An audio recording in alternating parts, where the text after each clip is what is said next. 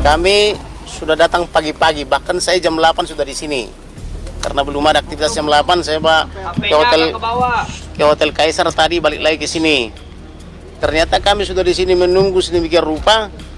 Yang boleh ikut rekonstruksi hanya penyidik, kemudian tersangka, kemudian pengacara tersangka, kemudian LPSK ya, Komnas HAM, Brimob dan sebagainya kan itu. Jadi sementara kami dari pelapor tak boleh lihat. Jadi ini bagi kami ini suatu pelanggaran hukum yang sangat berat. Tidak ada makna daripada equality before the law itu. Jadi entah apa yang mereka lakukan di dalam kami juga tidak tahu. Jadi daripada kami hanya duduk-duduk saja tidak ada gunanya, mending kami pulang. Alasannya apa, Pak? Ya, alasannya pokoknya. Jadi tadi di Retibidum pokoknya pengacara pelapor tak boleh lihat. Seharusnya apakah boleh lihat, Pak? Harusnya boleh lihat untuk transparansi. Di law itu apakah memang boleh lihat gitu? Harus dong. Karena kan kita korban, pengacara korban. Kita kan pengacara korban, harusnya boleh lihat apakah itu betul apa tidak kan begitu. Tetapi tadi di Retipidum pakai acara pokoknya tak boleh lihat. Lalu dia gunakan itu tadi Kombes Pol mengusir kita, daripada kita diusir tidak berguna, mending kita cari kegiatan lain yang berguna toh. Jadi alasan tidak boleh, apakah tidak berlandaskan, Pak? Saya kan berbicara dengan presiden dan atau oleh salah satu menkonya. Saya akan bicarakan ini rencana dalam waktu minggu ini. Saya tadi sudah komunikasi. Berarti harus ada ini yang segera diberhentikan dari jabatannya. Karena ini udah. Pokoknya ada. Tunggu aja dalam waktu dekat. Artinya Brigadir Joshua ini diperankan oleh pemeran pengganti begitu ya? Nggak paham kami cuma di luar aja dari tadi. Bang, tidak ada informasi sedikit pun, Pak? Nggak ada. Bang, berarti Kami tadi cuma di pintu aja begini-begini. Ngeliat aja nggak bisa. Jadi daripada kita macam tamu tak diundang, mending kita pulang toh. Bang, berarti pengusiran ini tidak berlandaskan hukum apapun ya, Pak? Ya tidak sesuai hukum acara. Kecewa ya. Silakan dengan rekan saya. Ini kan kalian kan selalu memberitakan di mana-mana ya. Transparansi gini ya. Prek ya. Lihat aja dari cara masuk sampai ke dalam. Lihat transparansi, ya kan? Kan kalau kita mau bicara perspektif keadilan kan biasanya kan keadilan korban, ya kan? Terus kami ini kan pengacara korban. Masa kayak begini? Kok seolah-olah transparansi itu hanya milik Komnas HAM, LPSK, Brimob, Mabes Polri, Polda, korban enggak. Karena itu kita harus terus memperjuangkan ini, ya. Kalau rekonstruksi nggak transparan kayak begini, ini artinya apa? Kan omong kosong semua ini, bla bla bla bla bla bla bla bla, ya. Omong kosong semua ini. Jadi kalau ditanya hukum, tanya hukum yang ngomong transparan itu, akuntabel itu apa? Apakah akuntabel itu nggak ke publik dan nggak ke korban? Apakah cara begini mereka memperlakukan kami?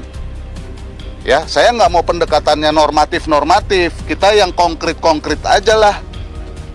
Ya, transparansi, keadilan publik mau di mana ini kalau kayak begini? Ini kan artinya saya kalau polisi mengorganisir Brimob, mengorganisir penyidik-penyidiknya, saya bersama dengan kalian harus mengorganisir rakyat supaya ini transparan, karena biasanya kalau ditekan sama rakyat baru kita ngomong transparan. Langkah selanjutnya yang melarang ini? Ya, langkah selanjutnya kami pulang karena kami nggak mau jadi pelengkap penderita. Seolah-olah nanti kami jadi bagian dari skenario ini yang omong kosong.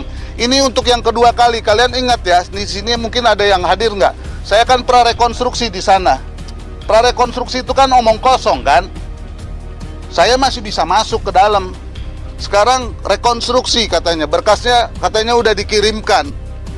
Apakah ini bukan artinya mencari simpul untuk deal bagaimana cara jalan keluar dengan judul mempercepat proses? Sementara proses bonsai, ya kan, BAP yang tidak jelas. Jadi ini jangan sampai salah orang dan peradilan sesat. Ya, kita ngomong transparansi keterbukaan ini supaya kita menghindari salah orang dan peradilan sesat. Makanya keadilan publik harus diperjuangkan. Tapi kalau kayak begini, apa yang mau kita perjuangkan? Satu-satunya jalan adalah tinggal kita dan rakyat harus berjuang supaya ini transparan dan keadilan publik bisa dilakukan. Jadi daripada kami nanti marah-marah, lebih baik kami pulang dan mengamati saja, ya kan. Transparan itu ternyata sama seperti si Polan yang ada di dusun di Papua, atau si Mansur yang ada di ujung sana di desa, yang harus nonton TV, kalau dia nggak punya TV, dia mendengarkan radio. Daripada seorang Komarudin dan seorang Johnson Panjaitan dan tim yang katanya melapor pasal 340, yang katanya sudah diperiksa sebagai saksi pelapor, yang katanya dilibatkan, yang katanya permintaannya sudah diterima, ya diperlakukan kayak begini. Ya, seluruh rakyat lihat, keadilan harus diperjuangkan. Gak bisa nih kita serahkan ini kepada pimpinan-pimpinan yang ngomong doang tapi banyak tipu-tipunya. Wajahnya manis tapi banyak tipu-tipu, omong kosong, formalitas-formalitas begini. Terima kasih. Karena pelarangan ini apakah Sebentar loh. Bapak Kapolri mengatakan transparan dan diundang semua pihak, termasuk penasihat hukum tersangka, demikian juga penasihat hukum korban atau pengacara korban.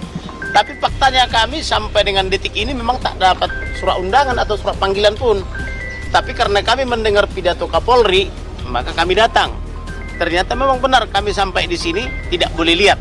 Jadi kalau cuma duduk-duduk di luar, ya biarlah wartawan aja yang mewakili kita ya. apakah akan melaporkan pelarangan ini, Pak? Ya, Ini kan melarang. yang melarang secara lisan, yang melaporkan ke Presiden dan kita laporkan juga Komisi 3. secara langsung yang melarang itu DIR, Dirtipidum. Yang juga bersama dengan saya prarekonstruksi tembak-tembakan di sana, Dirtipidum juga. Dengan alasan yang tidak jelas ya Pak. Pokoknya, alasannya itu pokoknya. Itu alasan, pokoknya, ya kan? Jadi bukan transparan atau akuntabel atau apa bla bla bla omong kosong, itu bukan. Pokoknya. Ya. Iya Pak. Loh, kalau saya pulang, loh emang saya datang ke sini resmi ada penolakan. Loh, Anda datang ke sini aja biasanya bebas-bebas, Anda harus berhadapan dengan barikade begini. Tapi pengacara tersangka boleh masuk? Boleh. Oh, boleh. Yang tidak boleh. Boleh. Apa ada rencana lapor ke Pak Kapolri? Nggak ada gunanya lapor kalau dibohongin sama negara kayak begini. Pak, akan bertemu dengan Pak Mahfud nggak Pak dalam waktu dekat? Aduh, biar Pak Mahfud belajar dan lihat kenyataan di sini. Pak Mahfud dan Kapolrinya belajar ya sama Presiden. Ini ditutup-tutupi atau apa? Tadi Pak Kamarudin menyatakan akan melaporkan ke Segera. Komisi 3. Segera. Nah itu kapan? Kita akan segera laporkan ke Presiden, kepada Komisi 3 dan kepada Menko. Oke. Ya, makasih ya. Makasih ya.